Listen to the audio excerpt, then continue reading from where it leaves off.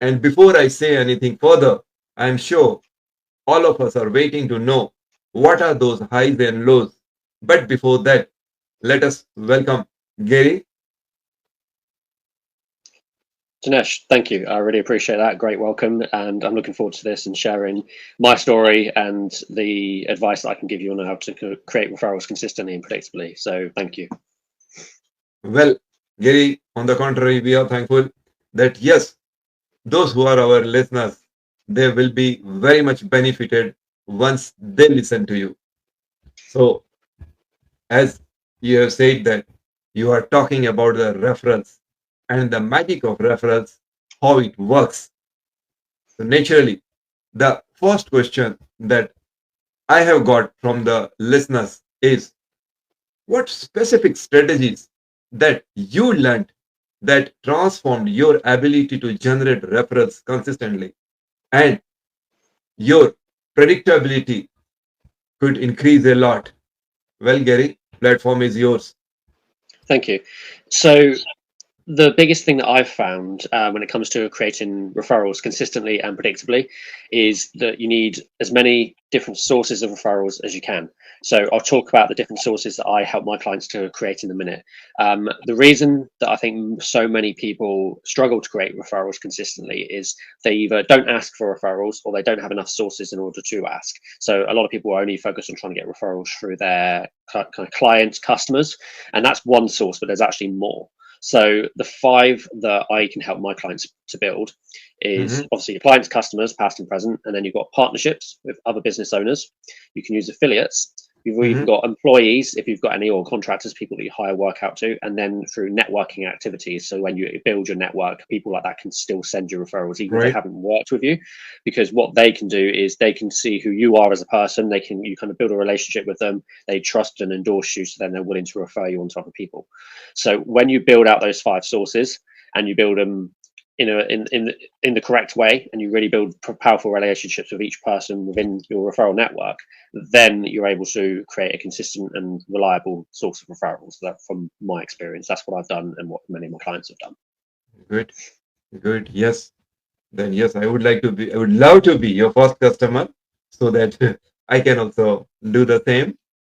So nice. Yes, you very correctly you said that you should have a process, and the process really works. That's right. It is there. Well, Gary, while making your process and the strategy that you are planning and you have planned and you have implemented, please share some of the challenges that you faced during your business journey before discovering the power of this referral marketing. Yeah, of course. So when I first started, particularly in the online world, I was kind of taught the strategies and the systems that people kind of normally teach you in order to get clients for your business. And that's things like DM outreach, cold outreach, putting out content and that sort of stuff. And all of that stuff is great and it can work. Mhm. But one of the things that I found is if you've got kind of a life outside of business where like you've got families, children, that sort of thing, and maybe you haven't got 10 plus hours every single day to put into your business, it can be very difficult to sustain the types of strategies that you're taught in the online world and how to build a business. And yeah, of course, you can do it for less time. But then normally what I find is that actually still makes it very difficult to create clients on a consistent basis.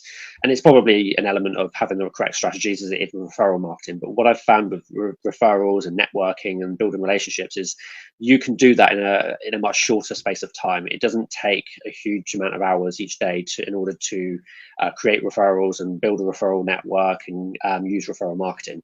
It's really just about having conversations with the Mhm. people that you built the best relationships with, and then they're going to bring you referrals on a more consistent basis. So for me, I'm Hmm. now able to spend 2 to 3 hours a day marketing my business as opposed to six, Oh, 7, 8 plus hours. So it's a lot oh, less time than I would be doing other things. So that's one of the things I found is that for me, I was spending far too much time on marketing in order to oh. then run my business. So as I started to get more clients and customers, it became very difficult to market my business. So using referral marketing and then doing less of the other stuff was the best combination for me because it allowed me to spend a lot less time marketing my company. Okay, good. Gary, you told something about consistency, and giving the time. Yes, but for me, there are not thousands, millions of people are there. Even though they are consistent, even though they are spending their time, but still they have not reached their goal. So, what would be your advice to those people? So yeah, I think that kind of goes back into what I was saying before, is where you can be spending a lot of time marketing your business, and Yeah. sometimes you'll get results, sometimes you won't. And if you're not getting results and Mhm. you are doing a lot of stuff, it's most likely that you're either doing the wrong stuff or you're doing something that isn't aligned with who you are as a person, and you're just not able to sustain it because it feels like you're almost not guaranteed of the results, because if you let until you see results, at that point you're going to be like, well, is this even worth it? But then when the results start happening, then you're like, okay, now I can see this, and it's easier to maintain it. Right. So I think that's one of the things I think is, if you're not seeing the results, you need to check the strategy, make sure it's the correct one, and then as and when you start to see results, then you can be like, okay, this is exactly what I need to be doing, and then you can go all in on that. So I think that's the key, is making sure you've got the correct strategy with whatever you use, whether it's referral marketing or DM outreach or content, emails, whatever. You need to make sure that you're doing it in the correct way in order to see the results. Okay. Yes. Very truly, you said that you literally get a motivation when you start seeing the result, no doubt. But what about the time when the business is under turbulence and it is not steady, or during the time of recession? How a person should act? Yeah. So if you're not if you are going through challenging times, and maybe then you are struggling to be consistent, I think then knowing why you're doing what you're doing. So think about the reason why you started your business in the first place. Remembering that, and then I would also say it's then about trying to find people that can mentor you, and that can be, sometimes you pay for like coaches, consultants, mentors, that sort of thing, but sometimes you can find friends. And that's another Mhm. great thing about referral marketing, when you're building relationships with people as well, is that they will want to help you.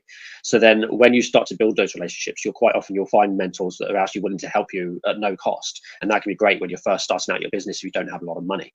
So finding people who have done what you're trying to do, and then learning from them, and then you know that if you're not, if whether you're on the right track or not. So I think that's something that I think is very important, and I've found in my business life that having mentors is really important when it comes to getting through challenging times and getting through like the Mhm. early days of when you first start your business. So you described about learning, having mentors, spending time, focusing on ideas. Yes, agreed. But again, I would like to have few key points which you would like to highlight to have this momentum. Could you please come out with few key points that a person should focus to get certain result? Yeah, so I think, I don't know about other people, but for me, I find that I'm more consistent when I have a set kind of schedule, routine activities that Oh, I do, and great. KPIs. So I think a lot of people, when they're struggling, what they're doing Hmm, is they're doing little bits of here, little bits there, and there's no kind of set correct. strategy, and it's almost like they're just trying different things, seeing what sticks and seeing what works. The problem is that for things to work in any strategy, it takes consistency, and that's consistency in the activities you're doing. So I think you almost need to treat your business like a job. And by that, what I mean is, when you work for someone else, they'll give you jobs to do. They'll tell you what is expected of you on a daily basis, and then you'll follow it. And you Mhm. know, then if you do these activities, it's going to get the results that you're being hired to do or paid to do, because the person that run the business knows exactly what's needed. So you almost need to create a job out of your business where, okay, this is my job for however many hours a day I'm working. These are the activities that I'm going to do. And then what you do is just tick off each activity as and when you do it, Right. in order to get the results. And you know then that if you do these activities, you're going to see results, and you're going to get clients, and you're going to build your business and all that sort of stuff. Yes, it makes sense. Interesting. Good. Well, Gary, according to you, could you please come out with one strategy that has helped you maximum? Yeah. So in terms of maximizing referrals, Hmm. I think one of the key strategies that I have focused on is the building of the relationships. It's Hmm. looking to nurture and create powerful relationships within the different people within our referral networks. So most people, they build very surface level relationships. And by that I mean that they have great conversations, they like each other, but they're not trying to really support each other, and they don't really know how to help each other. But then what you do is you create a relationship where it's very much based on value. So it's like you do things for the people in your network, and then they can do the same for you. And then what you can do is you can start to let people know that one of the ways they can help you is through referrals and bringing other people to you who you can help. And when you're able to essentially train the other person how to identify a good client for your customer, how to actually initiate the referral part of it, so like initiate the relationship with someone new, then what that does then is it stops you having to find as many new people to add to your audience, to your network, through like cold methods. Because cold methods, as we know, if people reach out to us, we're unlikely to actually initiate anything from that, because we think they're just trying to sell us something, or we don't know anything about them, so we're a bit skeptical. Whereas then if somebody else brings that person to us, then we're more likely actually then to be like, okay, I'm going to listen to this person, I'm going to have a conversation with them. So I think it really comes down to the relationships that you build with people, and really building powerful relationships where they are focused on being of value to each other and actually doing things that's going to help each other in your business. Right, Giri. As you said that, yes, you should have a network, and then only the people will reach out to you. Fine. So according to me, if I understood correctly, there are people who are there in line, there are people who are in the process, and there are people who are waiting to be your customer. So how you correlate these three separate types of customer, so that the person who is not at all there, he is likely to be your customer, and the customer who is there for you, he is likely to be your future customer. How you? Yeah, so what I do is I keep track of all the people that are in my Mhm. network, and I do this on like a spreadsheet or something like that. So I separate my network into 3 different categories. You got your A's, your B's, and your C's. The A's are people that are like your best referral partners, or your clients, customers, people that you've already built very great relationships with, and you know they're going to be a consistent source of referrals for you. Then B's, these are the people where you have started to build a bit of a relationship with them. Mhm. You have maybe done a little bit of here, a little bit there, or then maybe you've been on their podcast, or you've Oh. done like an interview swap, or you've engaged with their content regularly, you've had a lot of conversations, that sort of thing, but they haven't sent a huge amount of referrals yet. But what you know is that those people could become your A's. You could take them in order to become customers or referral partners, or other collaborations. So they're like the next best ones, and you can still get referrals from a lot of your B's. It's not just your A's that will send them. And then your C's, these are the people that are in your network, but you've not really developed much of a relationship with them yet. And these Hmm. are the people that maybe you would like to begin to start building a relationship, but you don't know yet. And over time, you can start to have some conversations with these people, maybe share value with them through like content, or sending them stuff in like DMs and email and that sort of stuff. And then they might develop into becoming B's and subsequently A's. So that's how I kind of separate my network. It's between the 3 different stages, and then I know kind of who I need to really focus on building relationships with and nurturing that relationship with. Good. So assuming that I am in that stage, and naturally I am your loyal as well as royal customer, then would you like to tell me that how you will keep with you, and what other benefits that you would like to show me or provide me or plan for me, so that I not only stick to you, but at the same time I keep on telling my circle that yes, here is the person through whom I have been benefited. So what are they? Yeah, so using our relationship as an example, that we connected fairly recently. Mhm. So when you first came into my network, you would have been classed as a C, because I'd only just met you. I Okay. didn't know a huge amount about you. And now what we do, now I'm on your podcast, and now Mhm. we've kind of started to nurture and build a bit of rapport and get a good relationship going. You might then become a B. And then what I'm going to then do is, after this podcast, I'm going to look at other ways that I can help you. So it could be that I can connect you with other people, I can make introductions, I can ask you more about your business and try and find out who would be a good referral for you. And then what I can do is any content that I create, I can send that over to you as well. And then I can also engage with any content that you put out. So if you do podcast episodes with other Mhm. people, I can make sure that I watch those podcasts, or invite other people to join your podcast, or have a watch of it, because I think it'll be of value to them. And then what we'll start to do then is we'll start to actually get to know each other, and we'll be like, okay, actually, yeah, this is something where it's Mhm. valuable for both of us. And then over time, that might develop into becoming like a customer, client, or a referral partner, or whatever. There's so many different things that we can create, and then you might end up becoming an A. So that's kind of how I look at it. Is the Hmm. people that are in my C's, it's really just about starting to develop a relationship, start to look for ways that I can serve you, and maybe even you serve me, and Right, then over time, when that happens, then we get like, okay, now something can develop from that. right.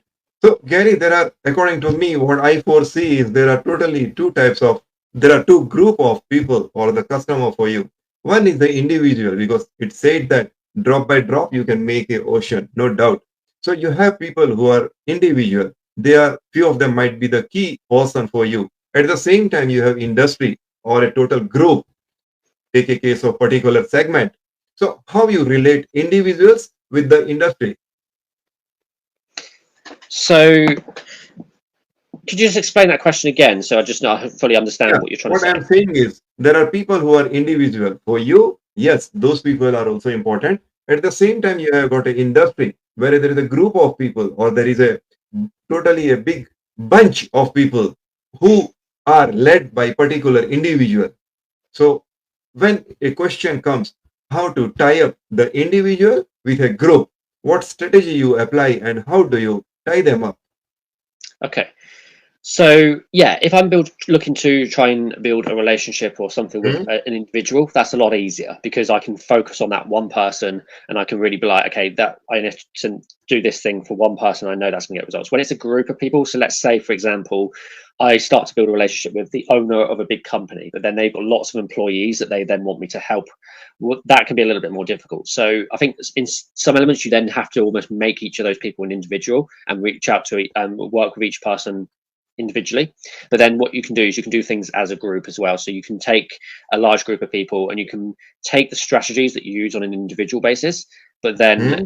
do them to each person as a group, and then you can't necessarily tailor as well as you can if it's an individual, but you can give the strategies and things in that to help them. So, for example, we're on this podcast now. I'm talking to you individually, but there are going to be your listeners who I've not seen any of those. I'm not talking to them, but I can still provide value to them because by me providing value to you, that can then go out to a wider audience and then they can start to implement some of these. And then if any of those need some tailored help or they want to ask any questions, they could come to me themselves and say, Right. how can you help me? I heard you say this on the podcast. Can you elaborate on that? So then they can almost reach out to you. So it's almost like by helping one person, there is potential to still help a wide group of people. Okay. Good. Yes. So based on your answer, a question came to my mind, and that is you have got a successful referral partnership. So that successful referral, when you implement along with some other group, or have you ever thought that with these people, if you can have a joint venture? Yeah, absolutely. So that's one of the other sources of referrals that we create, and that's like JV partners, referral Hmm. partners. And these are partnerships with other businesses or other people where we are going to exchange referrals and Okay. things between each other. So, like, if I've got a different type of company, let's say I've got like someone who's like a business coach who does something that I don't do, what I can do is I can create a partnership with them. And then when I've got clients or people in my network who need their services that I don't deliver, I can say, okay, I've got the right person for you that's going to help you with this. So then I make that introduction, and then they can do the same. And the great thing about that then is that Hmm. when I make that referral, it's a win-win scenario for everyone. It's a win for the person I'm referring because they get the help that they need. It's the person that I send the referral to, they win as well because they get a new client out of it. And then I win because those two people are going to remember me for that referral. So both of those people are then going to want to send referrals to me. Hmm. So I've got then two new people that can send me referrals, Hmm. and that's obviously a benefit to me. So it's okay for me to refer people to other people that can help because one, I True. can't do everything, and I know that it's going to come back to me in some way because if I do that for enough people, they're going to then send referrals back to me, and then that creates that consistent and reliable source of referrals. Right. Okay. Well, so Gary, it shows that every time when you are having your business, you have to play different roles with different customers. And while playing those roles, you have to get trust from them also. So at this point of time, according to you, what role you imagine that has helped you most? Was it of friendship, or was it of giving more commission, or was it of giving them joint venture, or was it of showing them a big dream? What is your answer? Yeah. So I think that quite often what you'll see in business is people will tell you not to treat the people that you meet in business, and Mm-hmm. particularly your clients, customers, as friends. I disagree with that. I think you can become friends with your clients, and I think that you can build friendships with your clients and the other people that you build partnerships with, and then over time. But what you can do is then also make it a professional relationship of value, where it's you get something from it, they get something from it, you're able to Right. help them to do stuff. And as you do more and more of that and building rapport with people, friendships will naturally develop. We're naturally, as humans, inclined to try and find people we can become friends with, or people that are our family and stuff like that. So it's, if you're worried about making Mm-hmm. friends with the people in your network, don't be, because that's a good thing. The more friends that you create, the more opportunities you'll have to create referrals. Because think Oh, about it, your best friend, the person, like the closest friend in your entire life, would they want to send you referrals? Of course they would, because they really care about you and they want the best for you. So those people that are like your loved ones, your best friends, your family, they're the people that are going to be your biggest supporters and the people that are going to endorse you. So it's okay then, that means, to build friendships with other people who then are going to want to help you to succeed in your business, which can be sending referrals. So I think correct. you're right. You do have to take on different roles in your business, Mm-hmm. and you can have that of a professional relationship, but you can also have a friendship at the same time, and you can combine the two. They're not mutually exclusive. You can have a very professional relationship with someone and still be friends with them. Right, right, right. Gary, I have got heap of questions to be asked, but because of the shortage of time, let me stop here. Let me just switch over to rapid fire questions, where please answer in as short as possible. And for that, here is a simple question that I would like to know, especially for my interest. According to you, what is the best time of the day for your networking, whether it's morning or it's evening? Do you know what? It actually doesn't matter, because when you're in your morning, in other places in the country, in the world, that could be their evening or their afternoon.